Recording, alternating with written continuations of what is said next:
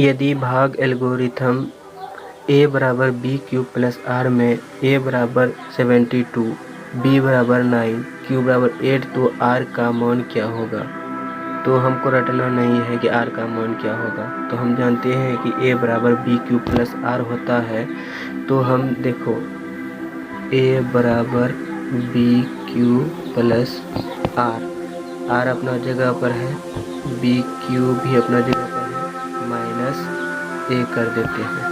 तो r बराबर मेरे पास हो जाएगा b का मान है कितना 9, उसके बाद इंटू q का मान है मेरे पास 8 माइनस a 72, a का मान 72 है। तो 9 72 माइनस 72, 9 इसको और इसको गुना कर रहे हैं, 9 72 माइनस 72 बराबर 0। तो इसका राइट आंसर हो जाएगा सी।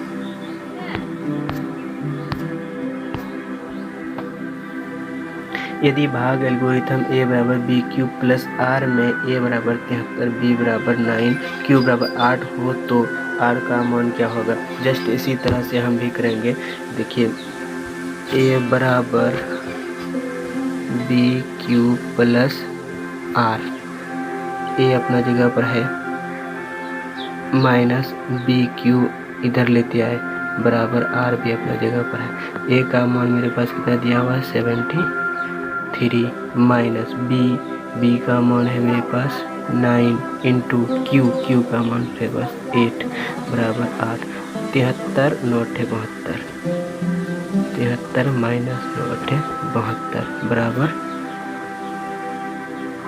आर।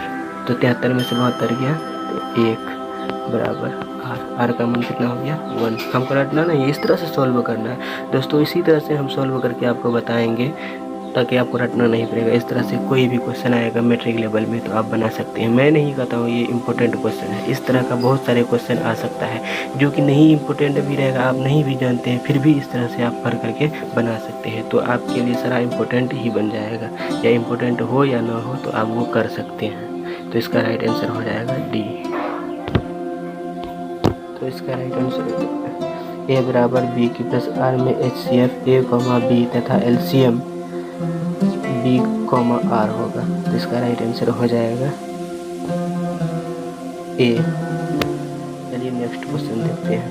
किसी धनात्मक पूर्णांक a तथा b के लिए HCF a b तथा LCM a b, यानी a b जो है दो संख्या है, a भी कोई संख्या हो सकता है, b भी कोई संख्या हो सकता है, निम्न में से किसके बराबर होगा। तो हम जानते हैं एक तुम लोगों को फॉर्मूला बता देते हैं।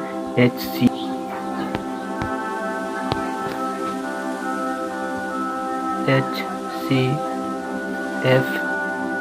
गुना LCM बराबर होता है दोनों संख्याओं का गुणनफल। क्या होता है दोनों संख्याओं का गुणनफल। दोनों संख्या क्या है a गुना b। तो इसका राइट आंसर हो जाएगा b। दो संख्याओं का मान 125 और लव 150 है तो संख्याओं का गुणनफल है। तो अभी हम आप लोगों को बताए थे कि दो संख्या है, a का मान 25 और b का मान 50 है, तो इन संख्याओं का गुणनफल, तो इन संख्याओं का ये इतना मौस है और इतना लॉस है, तो दोनों संख्याओं का गुणनफल कितना होता है HCF गुना LCM।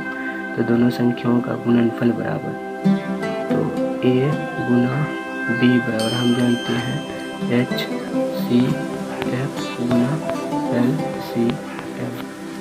तो a गुना b बराबर मेरे पास आ जाएगा HCF का मान कितना है 925 गुना 50, 0 का 0, 25 का 5, हाथ मेरा 2, 5 2 10 2 12, तो 1250। इसका राइट आंसर हो जाएगा ऑप्शन सी 1250।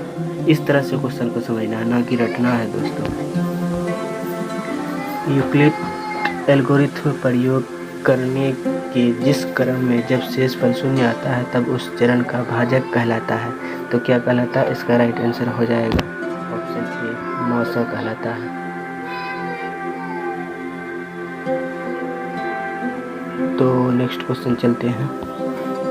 यूक्लिड विभाजन एल्गोरिथ्म में दो धनात्मक पूर्णांकों के निम्न में से किसे परिकृत करने की तकनीक है। तो देखिए ये यूक्लिड विभाजन जो है मौसों को परिकलित करने का एक तकनीक है या टेक्निक है या लॉजिक जो बोल सकते हैं। तो इसका ऑप्शन हो जाएगा बी सही। एक कौन सी संख्या है? देखिए एक कौन सी संख्या है? अभाज्य है, अभाज्य नहीं है, भाज्य है, भाज्य नहीं है, सहभाज्य है, सहभाज्य नहीं है। तो इसका राइट आंसर क्या हो जाएगा? डी। इनमें से कोई नहीं। दो निम्न में से कौन सी संख्या है? अब हम ये जानेंगे दो निम्न में से कौन सी संख्या है। देखिए दो तो सम भी है और अभाज्य भी संख्या है। और सम किसे कहते हैं? जो कि दो से पूरा पूरा कट जाए। तो दो से पूरा पूरा दो कट रहा है। और अभाज्य संख्या किसे कहते हैं? जो स्वयं से भाग लगे और एक के अलावा स्वयं से भाग लगे, तो उसे भी अभाज्य कहते हैं। देखिए दो एक से कट रहा है और स्वयं से भी कट रहा है।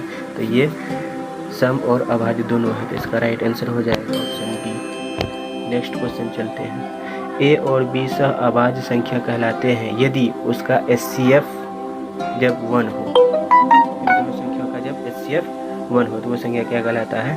सह अभाज्य संख्या कहलाती है। तो इसका राइट आंसर हो जाएगा, तो जिसका मौसो क्या हो 1 हो, तो इसका राइट आंसर हो जाएगा सी। नेक्स्ट क्वेश्चन चलते हैं। निम्न में से कौन सा युग्म सह अभाज्य है? तो अभी हम लोग देखे थे निम्न में से कौन सी संख्या सहभाज्य है जिसका HCF क्या हो? 1 हो। अभी हम लोग देखे थे फॉर्मूला ही एक तरह का समझ लेते। ये भी देखिए 9 का हम अगर करते हैं 3 गुना 3 तिया 9 गुना 1, और अगर 16 का करते हैं तो 4 गुना 4 गुना 1। तो इनमें से देखिए हाईएस्ट कॉमन फैक्टर 1 है। तो ये क्या है? सहअभाज्य है जिसका HCF 1 हो। अगर 21 का करेंगे तो ज़्यादा आएगा, ऑप्शन सी का। ऑप्शन बी का भी करेंगे तो HCF का ज़्यादा आएगा 1 से, और डी का भी करेंगे तो इसका भी HCF यानी 1 से ज़्यादा आएगा। तो ये सब ऑप्शन नहीं होगा। इसका राइट आंसर हो जाएगा ऑप्शन ए 9 और 16।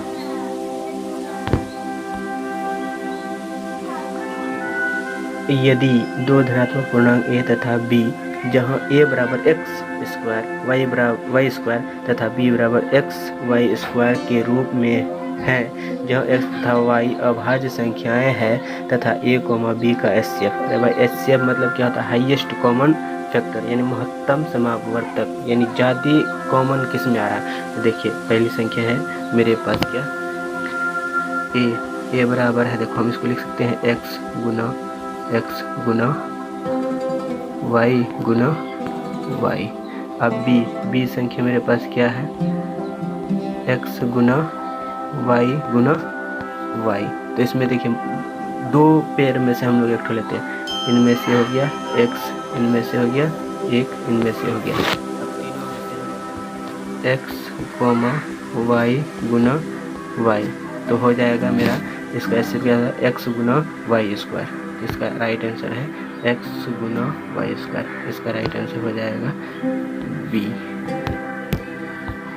अब यदि x बराबर 3 यानी 2 to the power 3 into 3 into 5 to the power 2 और y बराबर 2 square Guna 3 to the power 3, तब HCF x, y होगा। यानी यहाँ संख्या क्या है? x और y। तो इसका HCF निकालना है। HCF मतलब हाईएस्ट कॉमन फैक्टर, अभी हम लोग देखे थे। तो देखो तो x बराबर है मेरे पास 2 गुना 3 गुना 5 गुना 5। यानी इसको हम तोड़े हैं दोस्तों, इसको क्या किया है? तोड़े हैं। 2 दूनी 4, तो वही 2 दूनी 4 और सॉरी क्यूब ना है तो 2 को 3 बार नहीं लिखना पड़ेगा। तो 3 एक बार है, 3 एक बार लिख दिया। 5 2 बार है, 5 2 बार लिख दिया। अब y बराबर बस क्या है?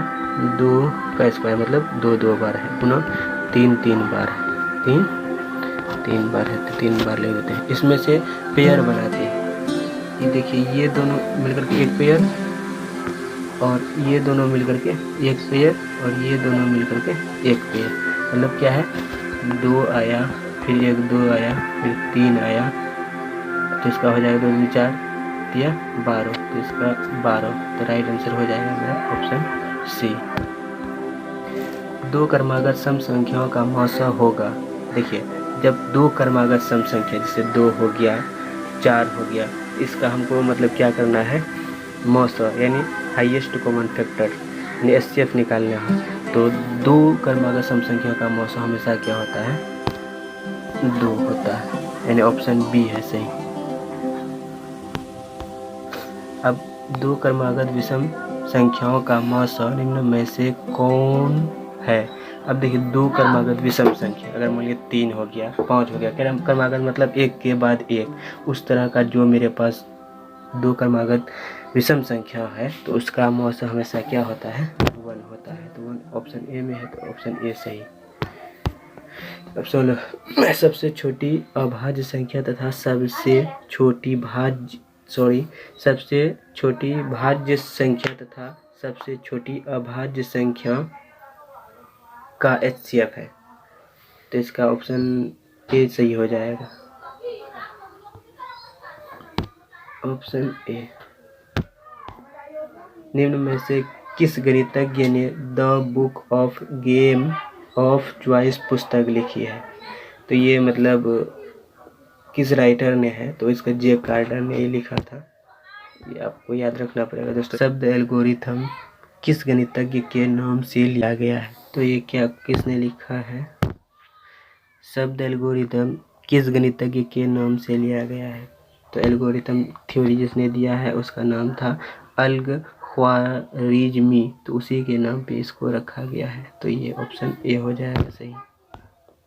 गणितों में राजकुमार प्रायः निम्नलिखित में से किस गणितज्ञ को कहा गया है। देखिए दोस्तों इसमें जो है गणित का राजकुमार किसे कहा गया है, तो इसका ऑप्शन आपको ये याद ही रखना पड़ेगा, पूछता नहीं है फिर भी अगर पूछ ले तो आपको बता देना है, नहीं तो फिर नॉलेज के एतबार से इसको याद रखना है। कार्ल फ्रेडरिक गॉस को ही मतलब राजकुमार कहा जाता है, तो इसका राइट आंसर हो जाएगा ऑप्शन बी।